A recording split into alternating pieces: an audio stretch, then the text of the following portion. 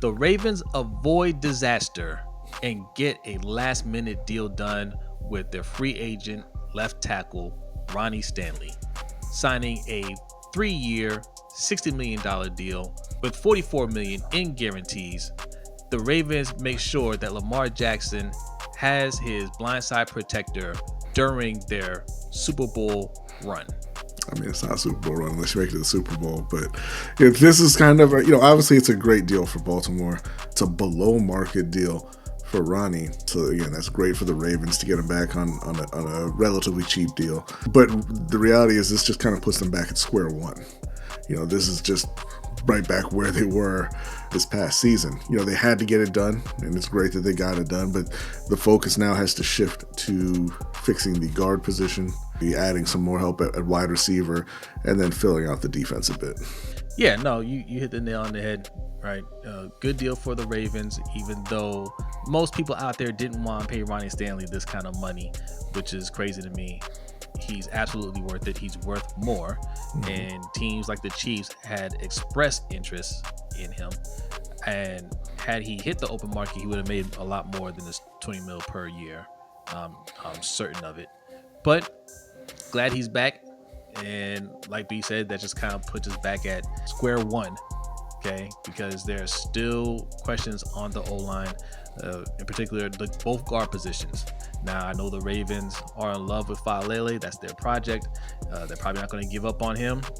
Fine. I don't know why you would give up on a Pro Bowl offensive lineman who has not even reached his prime yet. Hey, but that's fine. But in the meantime, while you're trying to make a Super Bowl run, you need to have sure play at those positions. So no one's saying give up on him. No one's saying give up on Andrew Voorhees. But you have to get guys that can play.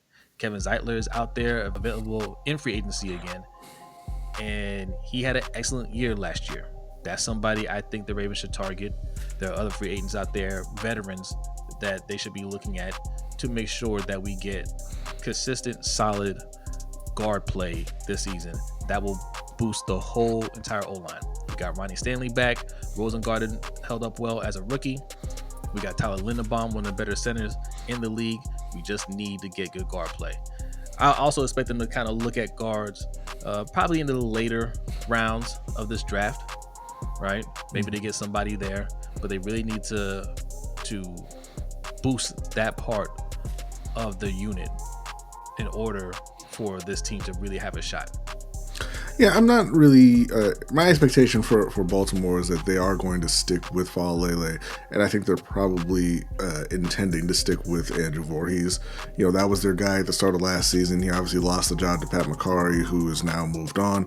I think they're going to give Voorhees every chance to hold down that left guard spot. I would expect, like you said, them to bring in a guard in day 3, maybe the 4th round or so.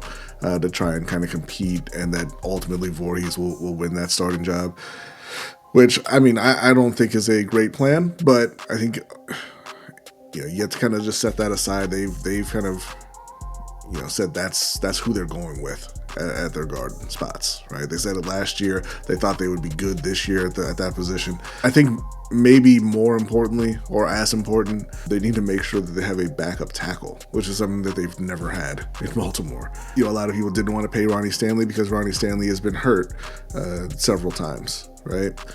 And if he does get hurt again, or if Rosengarten gets hurt, right now they don't have any answer. Right? They have nobody on the roster who can take either one of those spots. They have to go out and get a swing tackle who they believe in, who can actually step in and provide solid play in case one of those guys does miss time. Well, not just a swing tackle. They need to be looking for their tackle of the future, because Ronnie Stanley is only on a 3-year deal. Mm-hmm. So if they don't elect to sign him again in 3 years, because I think 3 years from now, Ronnie Stanley is still going to be one of the better tackles in the league. If they elect not to sign him again, they need to actually have a plan this time to replace him. Because I just don't think the Ravens really thought he was going to play to this level, right? I think the plan was to move on from Ronnie Stanley, but EDC has done a terrible job of fixing this O-line, right? Mm-hmm. Drafting and replacing guys on this O-line. We haven't replaced Marshall Yanda. All right, and we had no replacement on the roster for Ronnie Stanley. Now, Rosengarten is a good pick. He's holding down the right side. I didn't like the idea of moving him to the left side if Ronnie Stanley left in free agency. We don't know what kind of play we're going to get there. And we had no answer for the right side. So we will have 2 question marks at tackle, along with the 2 question marks at guard. When I say we avoided a disaster, this is the disaster that we avoided, because we cannot go into another year not knowing what our O-line is going to produce when we're trying to win a Super Bowl. The teams that made it to the Super Bowl didn't have those type of questions. Well, one of them did due to injuries with the Chiefs, and it cost them the Super Bowl. It cost them dearly. The other team that won, Philly, they had a dominant D-line and a dominant O-line, and they won convincingly. So we have to get both of those things taken care of.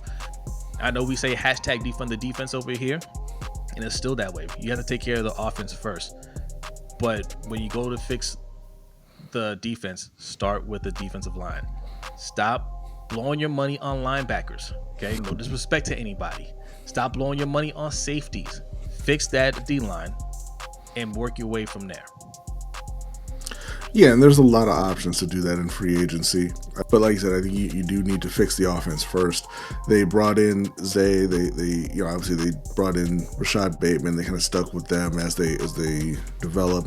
And you saw last season what Lamar will look like with a decent amount of talent, right? Because that's still not a great wide receiver room. You have Zay, you have Rashad, you have Mark Andrews, you have Isaiah Likely. They added in Derrick Henry, who was a great player, right? And you saw how that kind of elevated the offense.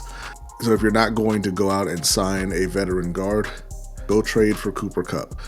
Go out and get another proven receiver. And again, go into the draft or again free agency and shore up those guard positions. Make sure Lamar is protected. Make sure he has people to throw to, and you're going to continue to see MVP caliber seasons from him. Right? I mean, he's done it with the bare minimum 3 times now. Imagine what Lamar and that offense could do if you went out and you got a player like Devontae Adams to add to the mix. We've seen this team with great defenses. We've seen it with bad defenses.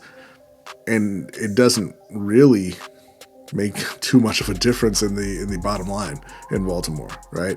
Last year, they did not have a great defense. They got to the second round of the playoffs. They've had great defenses and gotten to the second round of the playoffs. What they need to do is make sure that offense can play at a high level no matter what. They got into the playoffs last year, and in the second round, Zay Flowers wasn't available. So, and then later in the game, Rashad Bateman wasn't available. The coaching went away from Derrick Henry a bit, and you saw the offense stall again, right? They need to stack up talent on that side of the ball. Unfortunately, I hate to say this, but to overcome their coaching issues when they get into the playoffs. I don't hate to say it. That's just a reality, right? John Harbaugh falls short in big moments, and we need more talent on that side of the ball to mitigate his shortcomings as a head coach. Okay, you can feel what you want to feel about John Harbaugh, but he has to shoulder a big chunk of the blame when it comes to these moments where we're losing these games. All right, and if you have better talent out there, it can overcome some of that. But you have to go out there and get it.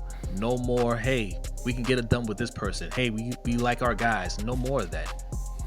The league is starting to pass us up, okay? Other teams are getting better.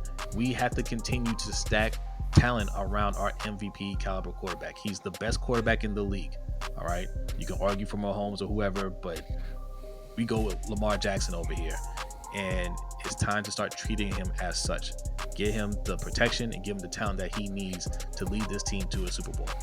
All right, and that is it for this one. We made it real quick. We're going to discuss this more on the Wednesday show. You can find that every Wednesday night, 7:15 p.m. Eastern time. So make sure you subscribe to the channel, turn your notifications on so you don't miss any of our videos that come out.